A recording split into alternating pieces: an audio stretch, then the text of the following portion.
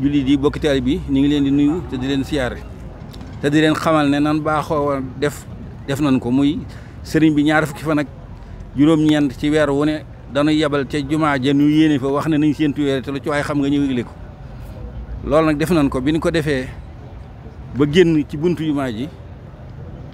di séentu ak di daan xibaare ci gox yi nun ñi ko nun waa commission bi ñëpp ñi teew fi fii ñu ci bari gis nañ ko biñ defee loola it danoo daa dëgërloo lan daa jàpp rek muy kilifa mu daa war a yëg ñu yëgale ko sëñ Cheikh Mamadou Mountakha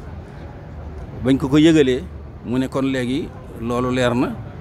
kon am ngeen ndigal ci wax ne suba mooy benn fan muharram kon ñu xam ne weer wi feeñ na fii ci Touba léegi it suba mooy benn fan ci àjjuma ji mooy benn fan muharram kon nag àjjuma gaaw dibéer bu delsee mooy doon bisub ñaan bi bis bi nga xam ne moom la ñuy ñaan kon mel na ne gaaw ba ca ngoon mooy waxtu ñuy togg reer yi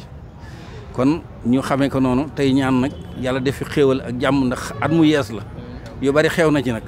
waaye nag li doy na ñu yëgli ne rek weer yu feeñ na kon ñi ngi sant ñëpp ñoo xam ne bokkoon nañ ci liggéey bi ci ñëpp wasalaamaaleykum wa rahmatullahi taala wa barakaatu.